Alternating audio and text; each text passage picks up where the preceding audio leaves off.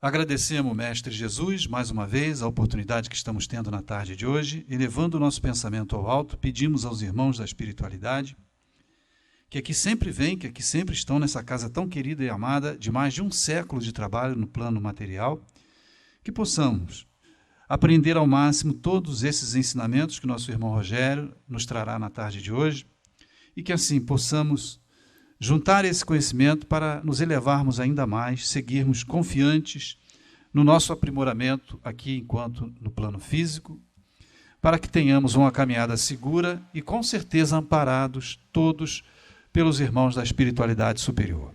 Obrigado, Mestre Jesus, que assim seja em seu nome e em nome de Deus Todo-Poderoso. Que assim seja. Rogério, então, falando sobre a fé humana e a fé divina. Rogério. É um prazer estar aqui, uma boa tarde para todos. E com a responsabilidade maior hoje, né? Substituir a Sueli, que já tem cadeira meio cativa aqui, né, Ângela? Às terças-feiras. Mas vamos lá tentar fazer jus à escolha dela. Bom, pessoal, quando eu venho falar do capítulo 19 do Evangelho segundo o Espiritismo, as pessoas já ficam suspeitando, porque eu sou apaixonado por esse capítulo do Evangelho, capítulo 19 do Evangelho segundo o Espiritismo, a fé transporta montanha, ou a fé que transporta montanhas. Mas hoje nós vamos falar só do item 12, não tem como errar, gente. É chegar em casa, abrir o Evangelho no capítulo 19, o tópico 12 é o último. A fé humana e a divina.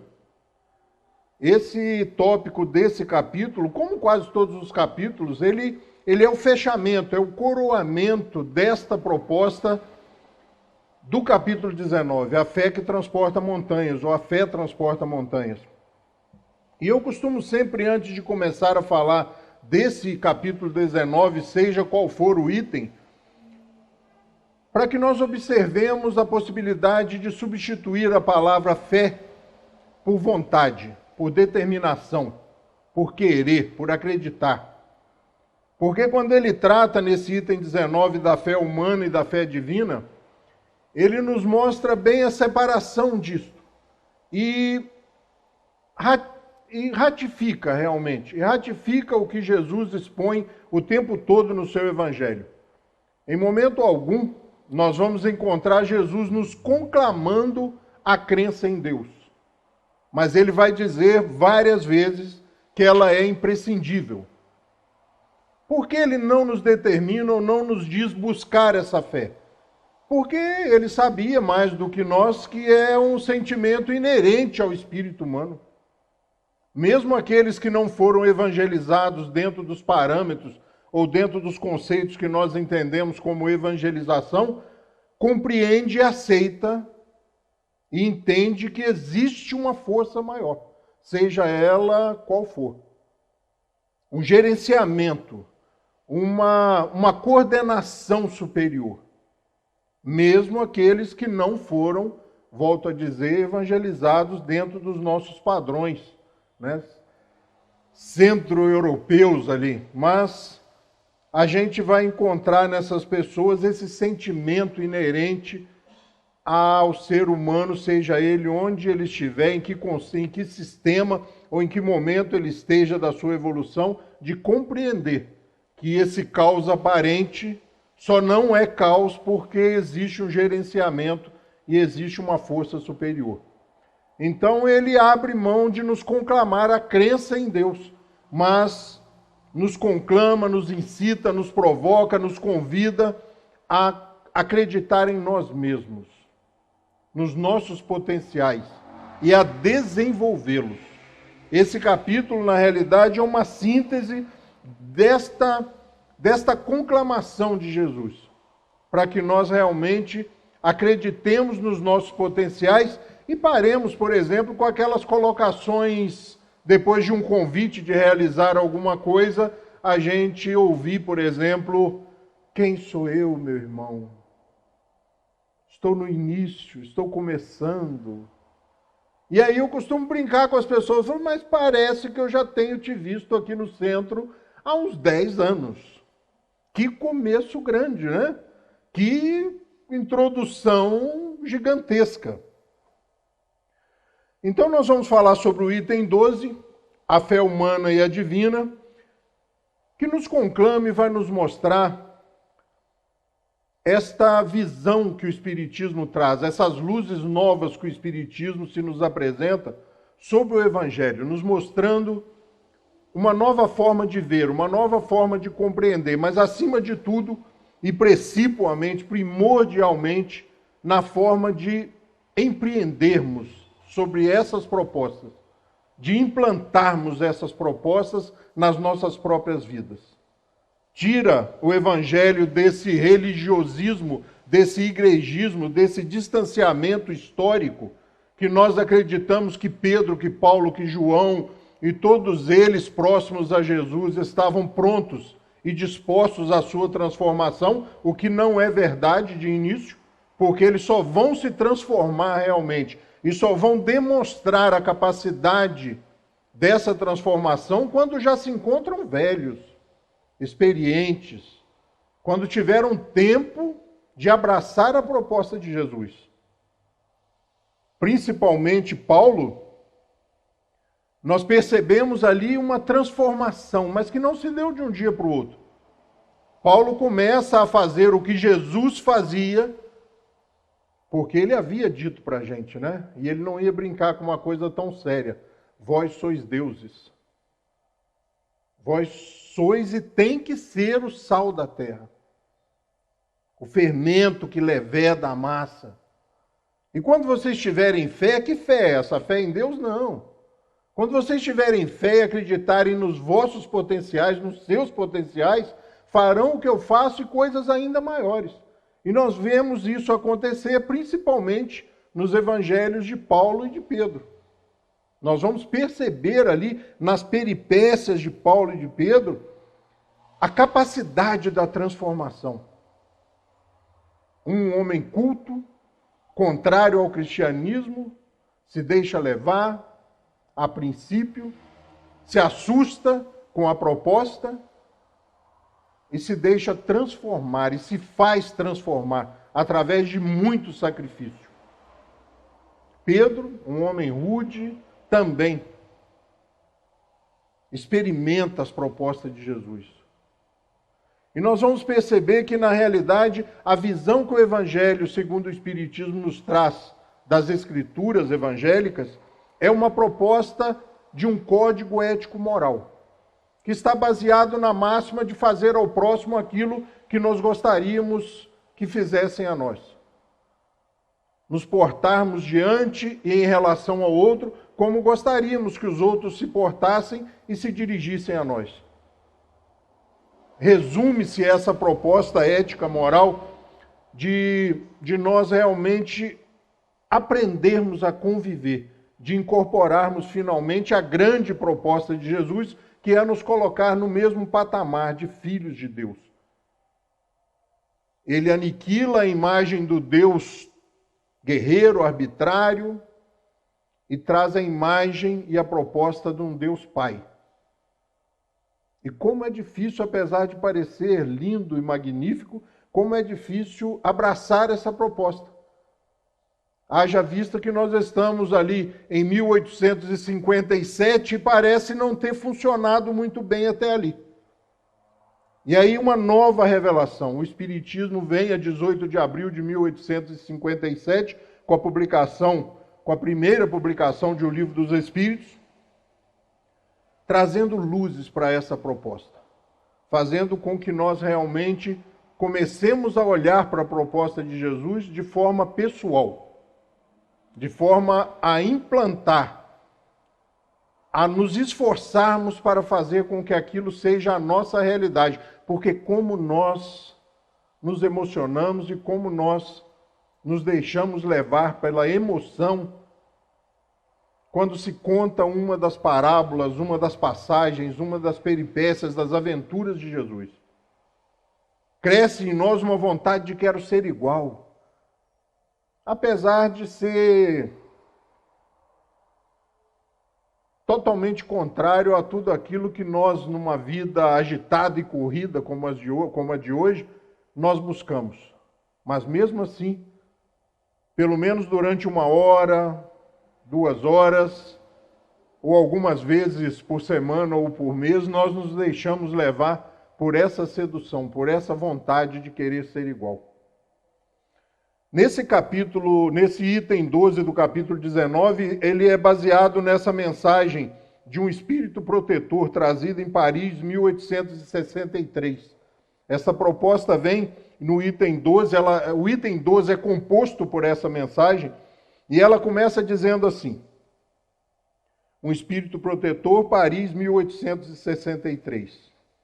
A fé é o sentimento inato no homem da sua destinação. Não vemos aí a conotação religiosa. A fé é o sentimento inato no homem da sua destinação. É a consciência das prodigiosas faculdades que traz em germe no íntimo, a princípio em estado latente, mas que ele deve fazer germinar e crescer através da sua vontade ativa.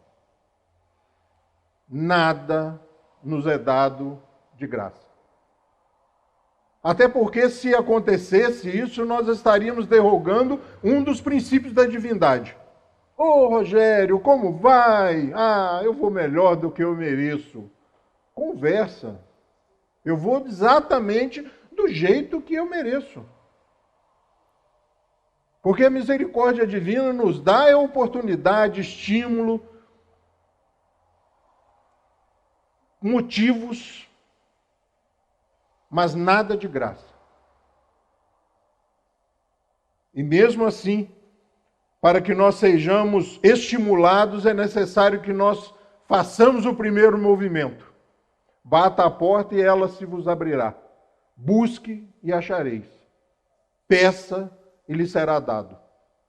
O primeiro movimento é nosso, para que nós não percamos o mérito do progresso, o mérito do crescimento. E muitas das vezes, quando os nossos amigos espirituais nos estimulam de uma forma mais presente, mais forte, eles se ocultam, não se apresentam, para que nós possamos recolher esses galardões, esse mérito do crescimento, da realização. Final de tarde, aborrecido, sono não chega,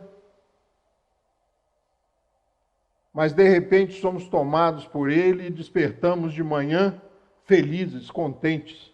10, 15 minutos depois de despertarmos, a memória volta a funcionar, a memória presente, o cérebro físico volta realmente a funcionar e nós falamos: já sei, Éder, como eu vou resolver isso. Na grande maioria das vezes, fruto dos intercâmbios, dos nossos encontros espirituais, daqueles que nos amam, nos aguardando à borda, à beirada do leito, para nos dizer: meu filho, faça assim, haja assim. Mas nós não nos lembramos, para que nós possamos nos adonar desse mérito, da transformação, do crescimento, para nos encorajar, para fazer com que nós realmente façamos a rega, a poda, o cuidado desses nossos potenciais. Chega de quem sou eu? Ah, eu vou melhor do que eu mereço. Não abracemos esses conceitos espíritas, essas luzes novas sobre o Evangelho, e olhemos para Jesus de outra forma. Porque o que nos fascina nele, o que nos chama a atenção é a sua coragem, o seu destemimento, a sua bravura em alguns momentos, a sua determinação. E isso nós só vamos conquistar quando nós fizermos ou conseguirmos realizar essa germinação desses potenciais divinos, à custa de muito trabalho e de muito esforço. E o texto continua. Até o presente, a fé só foi compreendida no sentido religioso. Sempre quando se fala em fé, até a voz do orador muda. Temos que ter muita fé, meus irmãos. A palavra fica mais longa. Porque nós ligamos a fé a esse processo religioso. Até o presente, a fé só foi compreendida no sentido religioso. porque o Cristo a revelou como poderosa alavanca e porque nele só viram um chefe de religião. Eu sou cristão. Formalizamos, encaixotamos, embalamos para presente o cristianismo e o colocamos lá, longe de nós. Quem sou eu? Ah, isso era para Paulo, isso era para Pedro. Quem sou eu? Isso era lá 2000 anos atrás, você não conhece a minha vida. O dia que eu não vou lá naquela empresa, aquilo não funciona. Você não sabe os meus trabalhos diários, como eu tenho que lutar. Desencarna, por misericórdia divina, é permitido que nós retornemos à empresa e nós nem a reconhecemos mais. Aquele pequeno galpão se transformou num conglomerado empresarial, sem a nossa presença.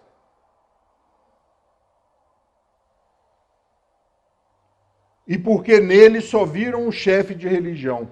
Mas o Cristo, que realizou verdadeiros milagres, mostrou, por esses mesmos milagres, quanto pode o homem que tem fé, ou seja, que tem a vontade de querer e a certeza de que esta vontade pode realizar-se em si mesma. É olhar para o Cristo de outro jeito.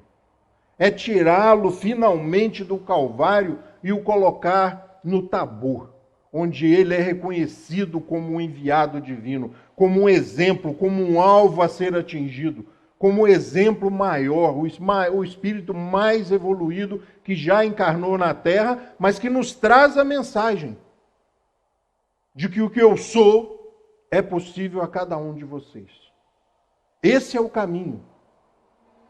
E talvez por isso ele compreendesse tanto as pessoas, e talvez por isso ele nos compreenda tanto, por ter passado pelas mesmas estradas, pelos mesmos caminhos, pelos mesmos percalços que cada um de nós passou e vai passar até que nos transformemos, até que estejamos uníssonos com as leis divinas, quando não mais será necessário reencarnar.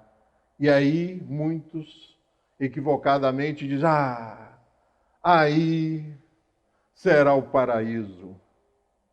Aí não preciso mais reencarnar, que beleza, e aí eu vou poder finalmente descansar. Não, não é assim, né? O trabalho, ele é visto como uma coisa estranha, né? Nós fomos treinados, talvez, até pelas nossas heranças históricas, talvez até por causa da escravidão, nós fomos levados a acreditar que o trabalho é um transtorno, é uma pena a ser paga, um castigo muitas vezes. E aí, como é que estão as coisas? Falou, ainda estou lá naquela desgraça daquela empresa, né? Falei, meu filho, saia dessa empresa rápido. Não fique mais um dia. Essa visão de que nós somos capazes, eles nos alertam, os espíritos superiores, nos alertam para que nós não deixemos isso se transformar em presunção. Mas Jesus não ia brincar com a gente. Ele quer realmente e desejava realmente que nós incorporássemos essa crença em nós mesmos. Essa possibilidade de nos levantarmos todos os dias e encarar o dia como um grande desafio, uma grande aventura positiva, sabedores de que seremos vencedores se não fizermos corpo mole. Porque a cada um será dado a cruz e o peso possível de ser suportado. Não existe uma conspiração negativa, assim como não existe uma conspiração positiva. Às vezes eu digo isso nas minhas palestras, que quando você começa a agir, quando você começa a acreditar em você, as coisas começam a conspirar positivamente. Mas não é que nós estejamos, nesse momento, sendo premiados ou recebendo a mais do que merecemos. É que quando você acredita nas coisas, você mesmo se nutre de uma força maior. E esse capítulo 19, a fé que transporta montanhas, ela fala exatamente disso, dessa capacidade que cada um de nós pode estabelecer dentro de si para transformar a sua vida e a vida daqueles que estão ao seu redor. E essa transformação é progressiva. Quando se transforma o morador, a casa se transforma. A casa guarda estreita relação com o morador. Tudo que nós vemos e não concordamos é resultado e resultante das nossas ações. Mas eu não faço. Mas alguém faz.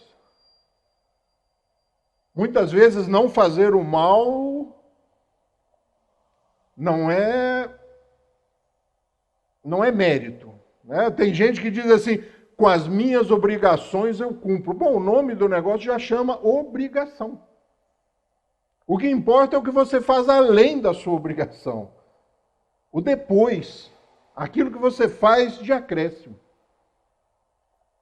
E quando Jesus nos dá esses exemplos que ele realiza através desses vistos como prodígios ou milagres, o texto continua e nos diz assim: os apóstolos, aqueles que estavam próximos a Jesus, com o seu exemplo também não fizeram milagres? No início eram pessoas comuns. Mas a convivência, a lida com o cristianismo, com a proposta, transformou esses homens. Ora, o que eram esses milagres senão os efeitos naturais de uma causa desconhecida dos homens de então, mas hoje em grande parte explicadas, e que será completamente compreendida pelo estudo do espiritismo e do magnetismo. Essa palavrinha magnetismo que fecha esse texto é uma palavrinha que os espíritos e o Sr. Allan Kardec repetem 368 vezes na codificação espírita, nas obras fundamentais da doutrina espírita. Porque o que Pedro fazia quando caminhava, e os relatos dizem que o passar de Pedro, a sua sombra fazia com que as pessoas se sentissem melhor. Isso é magnetismo. A criança sai e vai brincar e o pé escapole do pedal. Embora eles andem muito menos de bicicleta hoje em dia, mas pode acontecer, raramente pode acontecer. O pé escapa do pedal, o pedal roda e bate, como a gente dizia, no pau da canela. E ele vem correndo, desesperado. A mãe, no primeiro momento, pensa que morreu, mas ele vem gritando, é um bom sinal. E ela corre em socorro, coloca ele no colo e passa a mão. Vai passar, meu bem, vai passar. Se beijar, então, aí é covardia. Ah, é manha do garoto? Não, isso é magnetismo, movido pelo amor, pela vontade da mãe em superar aquele momento traumático e dolorido. Mas só elas podem fazer? Ou quando nós queremos realmente, eu adoro quando as pessoas dizem para mim assim, Rogério, não vai dar certo. Meu filho, agora então é que vai dar mesmo. Vocês não vão conseguir fazer isso. Isso soa para mim como um grande desafio.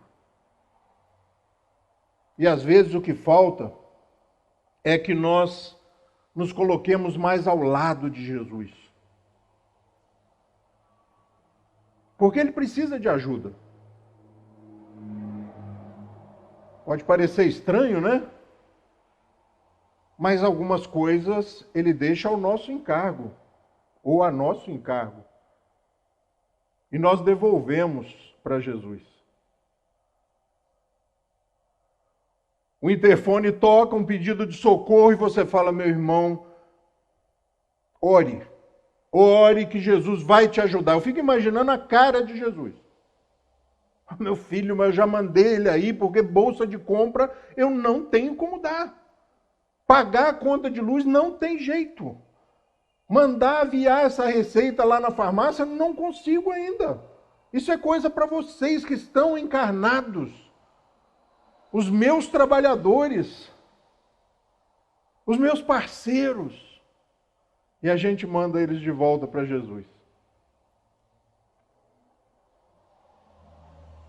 Essa proposta do capítulo 19, principalmente desse tópico 12, do item 12, é isso. É de nós realmente acreditarmos nos nossos potenciais. De não nos furtarmos, de não declinarmos dos convites que a vida nos apresenta. E o texto continua dizendo assim: a fé é humana ou divina? Aqui ele separa, são duas fés. A fé é humana ou divina?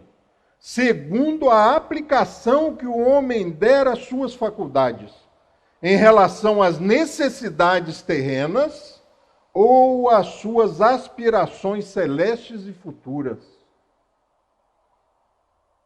Nós temos fé que o nosso futuro será maravilhoso, de que nós não morreremos após a desagregação molecular, de que nós sobreviveremos à morte. Isso é fé divina. Mas a fé na realização das necessidades terrenas, do construir, do fazer, do abraçar, do realizar, de estabelecer metas que vão se complementando até que nós consigamos atingir um objetivo. O homem de gênio que persegue a realização de um grande empreendimento triunfa se tem fé, porque sente em si mesmo que pode e deve triunfar. E essa certeza íntima lhe dá uma extraordinária força de escolher os seus parceiros, aqueles que vão realizar junto. Não tem graça ser feliz sozinho. Festa sozinho, churrasco sozinho, dinheiro. Churrasco sozinho dura mais ou menos 20 minutos. É o tempo de assar uns 2 bifes e acabou. Você faz churrasco com a esposa e 2 filhos, no meu caso lá. 1 hora, 2 horas. Agora, se eu convido os amigos, meu irmão, minha cunhada, a coisa rola a tarde inteira. Você dá risada, conta causos, né? O mineiro não resiste a um bom causo. Não tem graça ser feliz sozinho. Mas quando você começa a trabalhar essa vontade, essa fé, você começa a vislumbrar os seus potenciais de realização. E aí nós entramos num outro momento do texto. O homem de bem que, crendo no seu futuro celeste, quer preencher a sua vida com nobres e belas ações, tira da sua fé a certeza da felicidade que o espera. A força necessária e ainda nesse caso se realizam os milagres da caridade, do sacrifício e da abnegação. E por fim, não há más inclinações que, com a fé, não possam ser vencidas. Esse texto, eu já li isso, gente. É porque se eu largar o texto é pretensão, né? Você fala, vou falar sem ler. Mas é bem capaz de sair. Porque eu já li isso tantas vezes, mas eu me entusiasmo, eu me emociono quando eu leio esse texto. Isso é uma conclamação aos nossos potenciais. Isso é dizer assim, olha, não deu certo até aqui? Insista. Faça de novo, persista. Coloque mais vontade, mais disposição.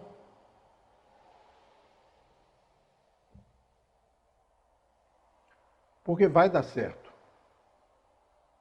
Porque quando surge em nós esse vislumbrar, esse avistar o homem de bem, que nós começamos a parar de olhar um pouco para o nosso umbigo e começamos a olhar para o entorno, para fora do portão, do outro lado do muro alto das nossas casas, nós começamos a sentir o que alguns amigos brincam já comigo, né? O prazer advindo da ação positiva. Da felicidade do outro, do bem-estar do outro, da realização do outro. De ver o outro bem-sucedido. O prazer sobe de patamar. É outro tipo de realização, porque as nossas, elas são passageiras demais. Namora-se o carro durante meses, compra-se o carro. Vai lá, levanta o travesseiro muitas vezes, coloca lá debaixo aquele carnê, 50, 60 parcelas, e no primeiro momento ele reluz na garagem. Não precisa nem acender a luz da garagem, ele brilha.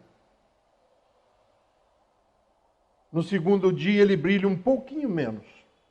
15 dias depois, você fica em dúvida. Será que foi esse mesmo que eu comprei, Abel? Não é possível. Passa muito rápido. Eu costumo brincar que eu sou da época de você comprar um fax da Sharp no consórcio. E aí eu comprei um fax. Eu trabalho com vendas, eu tenho escritório de vendas há 30 e tantos anos. E eu não tinha para quem passar o fax. Porque nem as empresas tinham fax ainda, levaram um tempo ainda. E agora, há poucos dias, a menina que trabalha comigo, a minha cunhada, diz assim: olha, eu estou juntando um monte de coisa aqui no escritório e vou mandar para o abrigo. Eu falei: meu fax não. Porque eu estou construindo um escritório novo e eu vou colocar ele lá porque tudo começou com ele. Porque antes dele chegar, eu tinha que tirar os pedidos, né, moça? De segunda a terça e na quarta e no correio colocar. Na sexta novamente. Para a fábrica receber. Meu fax não. Pode levar o resto, as calculadoras que não se usa mais, né, os telefones fixos que não usa mais, o PABX, pode ir levando. Não tem problema. Tem gente que até coleciona essas coisas. Mas a gente tem que buscar algo mais do que esses prazeres, do que essas realizações. E o desafio é esse, de você escolher cada vez maiores, cada vez mais difíceis. Porque isso é treinamento, isso é a vida. Não é quando você termina e supera um grande problema, você... Bom, faça rápido, porque o próximo já está chegando. E vai ser maior do que aquele, porque você já é mais capaz. Tem uma historinha muito interessante que a dona Selma Marreto me contou, aliás, contou para todo mundo que estava na sociedade, na Associação Espírita Bezerra de Menezes há 10, 20 anos talvez, que dizem que um espírita, porque quando nós vamos contar histórias assim que não são muito positivas, a gente tem que contar de espíritas, né? Nós não podemos contar de católicos, de protestantes, de budistas, temos que falar de nós mesmos. Sofre um pequeno acidente. Vai dormir aborrecidíssimo. E ao chegar no plano espiritual, não desencarnado, mas parcialmente liberto da matéria pelo sono, se depara com seu mentor espiritual e diz para ele: poxa, não estou conseguindo, não estou entendendo vocês. Minha vida é muito difícil. A sogra do meu vizinho mora em Manaus, a minha mora do lado da minha casa. O jardim do Country Club não nasce nem tiririca. O lado de casa, meu filho, é só tiririca. Minha cruz é muito pesada. Eu não estou aguentando. E o mentor espiritual, com aquela voz de mentor espiritual, né? Eles falam, ou pelo menos dizem que eles falam de forma calma, tranquila. Um tédio na realidade, né? Calma, meu irmão, vamos caminhar. Eles gostam disso também. Quando vê que a gente está meio nervoso, vamos caminhar. E caminharam por aquele campo amplo, florido, como deve ser o campo do plano espiritual. Um caminho longo, que ia se afunilando pela distância, e lá no fundo, um grande galpão. Caminharam e as reclamações se sucedendo. Até que chegaram à porta do galpão o mentor espiritual, com um leve toque, apesar do tamanho da porta, abriu e ela correu mansa e serena, como devem ser as portas no plano espiritual. Se é aqui, tem que chamar gente, enterrou, rodando enferrujou, porque tem muito tempo que não abre. E ao abrir, se depararam com um imenso galpão, repleto de cruzes. Logo na entrada, umas gigantescas, lavradas a enxó. Muita gente nem sabe mais o que é isso. Lavrar madeira no enxó, né? Uma enxadinha amolada. E ela deixa umas farpas horríveis. E ele falou: o que viemos fazer aqui? Falando forte com o mentor espiritual, porque ele estava realmente aborrecido. E o mentor: meu irmão, nós viemos aqui para você escolher a sua cruz. E ele olhou novamente, qualquer uma. Ele olhou novamente as duas primeiras filas, eram aquelas grandes. Ele entrou no galpão. E depois de dar alguns passos, ele percebeu, conforme ele ia andando, elas iam diminuindo de tamanho. E melhorando a estética. E ele acelerou. Qualquer uma mesmo, qualquer uma. Olha lá, qualquer uma, meu irmão. Ele acelerou ainda mais, deixando o mentor espiritual para trás. Até que chegando lá na última fileira, ele olhou à sua direita e lá estava ela. Ela era linda, pequenininha, reluzente, cravejada de pedrinhas verdes. A corrente parecia trançada à mão. E ele buscou reiterar a informação. Qualquer uma. Até aquela é a sua. Você conseguiu identificar a sua? Ou você acha que você tinha condições para aquelas? Essa é a sua. Essa história a dona Selma contou e de vez em quando ela vem na minha cabeça, porque a gente acha que a vida da gente é sempre mais difícil do que a dos outros. É sempre mais custoso, né? O nosso patrão é sempre mais irritante do que o patrão dos outros, o nosso salário é sempre menor do que as outras pessoas ganham, mas a vida não é muito assim. Quando você descola do umbigo e começa a olhar de cabeça erguida, né? Para de contar paralelepípedos e começa a contar estrela, porque quando você mira alto, se não der certo, pelo menos você acerta ainda bem alto. As coisas mudam. Mas o texto continua e ele diz assim, olha, o magnetismo é uma das maiores... Lembra que eu terminei o outro texto com magnetismo? Lembro?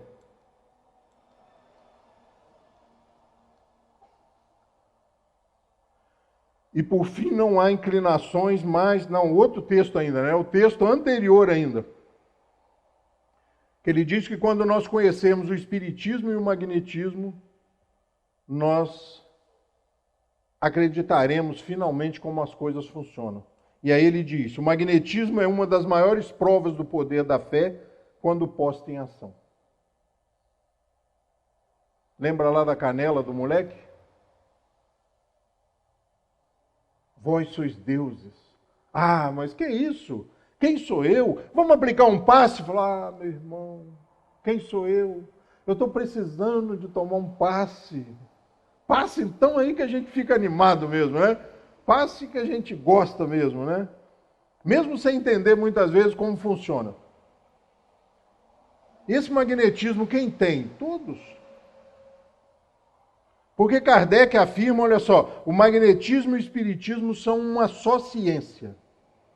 E aí o texto, porque falar de Kardec sem textualizar não tem como, né? Kardec e o magnetismo. O conhecimento lúcido dessas duas ciências, espiritismo e magnetismo, que a bem dizer formam uma única, mostrando a realidade das coisas e suas verdadeiras causas, constitui o melhor preservativo contra as ideias supersticiosas, porque revela o que é possível e o que é impossível, o que está nas leis da natureza e o que não passa de ridícula crendice. Livro dos Espíritos, questões 555, um número cabalístico, não dá para esquecer, 555. E ele é cabalístico até porque nessa pergunta Kardec se pergunta aos espíritos o que devo entender, né, pelo adjetivo de feiticeiros, daquelas pessoas que fazem algumas coisas estranhas, que a gente não observa quando a mãe faz a canela parar de doer, a gente não acha estranho. Mas é estranho. Porque não era manha, doía realmente. E quando ela toca e quando ela beija, para de doer. Esse texto de Kardec é o comentário depois da resposta dos Espíritos, da pergunta 555 de O Livro dos Espíritos. Chega em casa, não tem como esquecer, né? Pergunta 555, e leiam a pergunta, porque ela fala exatamente disso, desses atributos, dessas capacidades que nós temos. Quando nós entendermos isso aqui, o passe na casa espírita, ou seja, onde ele for aplicado, ganhará outra dimensão. Porque eu já ouvi de um médico me dizer assim, as pessoas que tomam passe, né, a gente trabalhava mais assiduamente, principalmente lá na Unimed, com pacientes mais terminais e capelania, e eles dizem assim, eles ficam muito mais calmos e usam muito menos analgésicos, mesmo em fases críticas. E aí no finalzinho, para fechar o tópico 12 desse capítulo 19 de O Evangelho segundo o Espiritismo, veja que eu estou dando cola, gente, eu já falei isso várias vezes, hein? Capítulo 19 do Evangelho segundo o Espiritismo é pequenininho, só tem 12 itens, leia em voz alta. Eu faço isso. Eu fico até acreditando que alguém que esteja passando na rua do lado da minha casa, fala, esse cara é meio louco, né? Porque tem gente que fala assim, eu não consigo ler, me dá um sono danado. Leia em pé, experimente em pé para você ver, não dá sono. Até porque se dormir, não vai cair o livro, né? Vai acontecer uma coisa muito pior. Leia e se deixe entusiasmar. Se deixe levar. E depois que os espíritos dizem, que Kardec diz, o nosso irmão, o espírito conselheiro, né? Ele vem e diz assim, eu vos repito, ou seja, vou reiterar, hein? Olha lá, hein? A fé humana e divina. Se todas as criaturas encarnadas estivessem suficientemente persuadidas da força que trazem consigo, e se quisessem pôr a sua vontade a serviço dessa força, seriam capazes de realizar o que até hoje chamais de prodígios, e que é simplesmente o desenvolvimento das faculdades humanas. O desenvolvimento das faculdades humanas. Eu não consigo, faça de novo. Coloque um querer maior. Eu vou diminuir essa dor através desse passe. Eu vou preparar essa água magnetizada e você vai tomar e vai passar. Não deu certo, faça de novo. Com mais vontade, com mais determinação, com mais fé de que vai dar certo. E vai dar certo. A fé humana e divina. Se todas as criaturas encarnadas, gente, eles não estão falando dos espíritos, não estão falando de outros, não, é de nós. Todas as criaturas encarnadas. Como a palestra substituindo a Sueli, ela adora citar esses pequenos detalhes. Todas as criaturas encarnadas estivessem suficientemente persuadidas, convencidas da força que trazem consigo, e não quem sou eu? Eu vou te aplicar um passezinho. Eu nem tomo. Vou preparar uma aguinha para você. Estou fora. Quando você for para o umbral, também não vou. Estou fora. Ah, mas André Luiz foi bom, problema dele. E não vá lá mexer na poça do cara, deixa a poça dele lá. O trabalho é tão importante, e eu costumo brincar com isso, e muita gente nem gosta que eu brinque com isso, e é aí que eu brinco mesmo, porque a brincadeira é séria. Acreditar que nós temos capacidade de realizar, e acreditar na capacidade do trabalho é tão forte, que eu vou dar uma dica novamente para vocês. Vocês já assistiram algumas palestras minhas aqui ou em outro lugar, eu já devo ter citado essa dica. Acordou, tudo branquinho, tudo arrumado, música distante, som round, sabe aquele som perfeito, as pessoas todas de branco,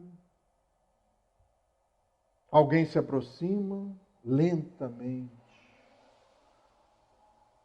Acordou, meu irmão? Seja bem-vindo. Já era, meu filho, desencarnou. Já era, morreu. E aí, não deu tempo ainda da consciência começar a trabalhar. De fazer um balanço do tempo perdido, dos convites evitados, de ter declinado a tantas possibilidades de progresso e de crescimento. Não deu tempo ainda. Faça uma pergunta a esse mentor espiritual com voz incisiva e forte. Acordei e estou disposto a trabalhar. Meu filho, não tem umbral, não tem nada. O cara te pega pela mão, te tira da cama, chama o chefe e fala, ó, chegou um aqui. Porque tá ruim de arrumar gente para trabalhar, gente. Mesmo lá, seja lá onde for o lá. Porque cada um vai para o seu lá, né? Tem gente que acha que vai. Os espíritos dizem que nós não vamos para lugar nenhum. Que na realidade o que existe é uma interpenetração desses dois mundos. São dimensões diferentes, mas numa mesma realidade. Que não existem espaços circunscritos para determinados crimes ou determinadas benesses. Que o julgamento e o tribunal está aqui. E Jesus ratifica, dizendo assim, ó, cuidado ao julgar, cuidado ao medir, porque você vai ser julgado pela mesma força e pelo mesmo metro que você usar. Por quê? Porque é a nossa consciência que nos julga. Não existe um tribunal. Quem dera se fosse um tribunal. O que nós buscamos é apaziguar a nossa própria consciência, e só através do trabalho. Errei, aonde eu posso refazer? Já funciona aqui. Já funciona aqui. Quantos erros eu já cometi? Quantas absurdidades eu já fiz?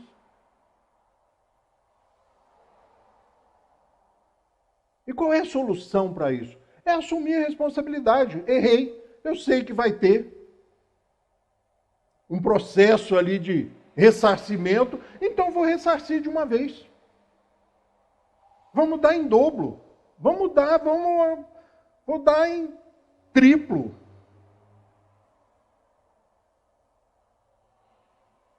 Nós ouvimos o Evangelho às vezes e a coisa parece muito distante de nós. Olha essa colocação dele. Porque a gente tem que estabelecer uma intimidade com ele. Não dá para ficar olhando lá no Calvário esperando vê-lo na cruz. Porque ele só ficou lá o momento e o tempo necessário para que se cumprisse o que tinha que se cumprir. Vós sois deuses, podeis fazer tudo o que eu faço e muito mais, que brilhe a vossa luz. E o trabalho é tão importante que ele se faz na cruz só, como eu disse, durante o tempo necessário. No momento seguinte ele já estava a trabalho. Os seus próximos, aqueles que deveriam continuar o seu messianato, o seu trabalho, evadiram-se, fugiram, foram embora. E ele vai na estrada de Emaús buscar dois. Opa, antes que esses dois aqui fujam e voltem para a realidade do dia a dia, para as coisas comezinhas, para o dia a dia. Vou buscá-los na estrada. Voltem. Voltem porque o trabalho está começando agora. Que negócio é esse? Eu dei um curso intensivo para vocês de 3 anos e no primeiro momento que eu me faço ausente, vocês mostram que não aprenderam nada? Vós sois deuses. Gente, isso bate em mim. Não batia, não. Mas começou a bater e arrepiar. E como nós espíritas temos que buscar essas luzes, a receita está aí, ó. É buscar estudar a doutrina espírita nas suas obras fundamentais, na ordem em que foram concebidas e construídas, porque uma obra vai dando base de entendimento para a seguinte.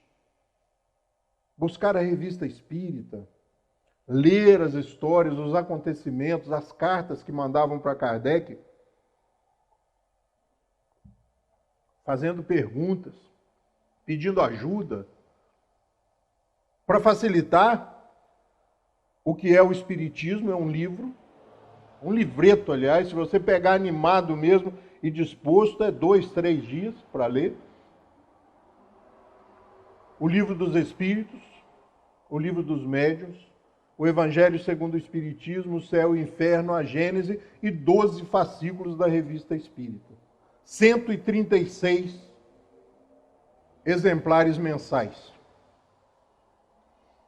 E a gente espírita fala que não tem tempo para estudar, né? O cara trabalhava, falando do senhor Allan Kardec, trabalhava, tinha que sobreviver, num momento difícil da França, estruturou as obras fundamentais, escreveu mais algumas, viajava, fazia palestra, divulgava a doutrina espírita e nas horas vagas construiu 12 fascículos, 12 exemplares da Revista Espírita. E a gente não tem tempo de estudar. Estudar para quê? Para fazer palestra? Não! Essa é uma proposta de experimentação, de teste. Chegue em casa e experimente. Alteraram a voz? Baixe a sua. Mesmo que você tenha no íntimo a vontade de matar a pessoa, mas abaixa a voz. Experimente, fica observando a reação dela e a sua própria. Porque quando você consegue atuar positivamente sobre o outro, você também baixa o nível de adrenalina ou a disposição para o que quer que seja. Essa é a ação, talvez por isso Jesus nos manda olhar mais de perto as suas propostas. Olhar bem próximo. Porque a todo momento ele não se cansava. Abraça o próximo. Descedenta o próximo. Visita o próximo. Abriga o próximo. Socorre o próximo. Não deve ser à toa. Porque na realidade nós nos realizamos no outro. Em nós mesmos, é 15 dias para o carro novo ficar velho. O telefone, né, essa paixão, eu já até fiquei preocupado aqui procurando o meu, né, tá aqui. O telefone, tenho que comprar. E 3 semanas depois, o próprio mercado fala assim, olha aqui agora o que eu tenho para você. 10 vezes melhor. A gente que é da época do tijolão, do Motorola, né, aquele Motorola de flip, primeiras linhas telefônicas de Nova Friburgo, eu comprei um celular, tinha que conhecer alguém na antiga Telege, ali em frente à prefeitura, senão você não conseguia sair no primeiro lote. Meu conhecimento não era muito bom, saí no segundo lote. Era aqueles Motorolas, né? A bateria era do tamanho do meu celular. Você tinha que ter 2 baterias, tinha um carregador para duplo, porque a bateria durava 2 horas. E eu trabalhava numa empresa aqui de Nova Friburgo, comprei um celular. E a ordem do patrão para o resto dos funcionários, eu trabalhava externo com venda. E a ordem do patrão era assim: só ligue para o Rogério se for o caso de vida ou morte, porque a ligação era uma fortuna. A gente que é dessa época, a gente vê como o mundo mudou, né? E como mudou para melhor. Há uns anos atrás, muitos anos atrás, alguém virou para um senhor de 80 e poucos anos na época, muito conhecido aqui em Nova Friburgo, principalmente no movimento espírita, o seu Lúcio Knuth, e falou para ele assim: seu Lúcio, antigamente é que era bom, né? Falei: o quê? Que isso, meu filho? Que antigamente que era bom? Eu fui calçar um sapato, eu tinha 20 anos de idade. O primeiro carro que eu comprei, eu tinha mais de 50 anos de idade. Ainda foi uma Rural, que não sei nem se é carro, né? Da Willis, foi ali no Wilton Pirazzo e comprou uma Rural. Hoje é que é bom, meu filho. Hoje vocês começam a trabalhar, 3 meses depois você encosta um carro na garagem. É aquele mesmo que perde o brilho 15 dias depois. Mas a gente compra. Porque a gente quer se realizar em nós mesmos, e o sinal, e o ensinamento e a proposta do capítulo 19 do Evangelho segundo o Espiritismo é que nós levantemos um pouco mais a cabeça, olhemos mais à frente e comecemos a querer cada vez missões e trabalhos maiores. Que Jesus possa nos abençoar e ter só mais um pouquinho de paciência com a gente. Dizem que ele tem muita, porque se a gente continuar estudando o Espiritismo, no nosso caso específico, a gente vai acabar ficando esperto. E quando ele menos esperar, nós vamos parar de pedir e perguntar onde a gente pode ajudar. Uma boa tarde para vocês.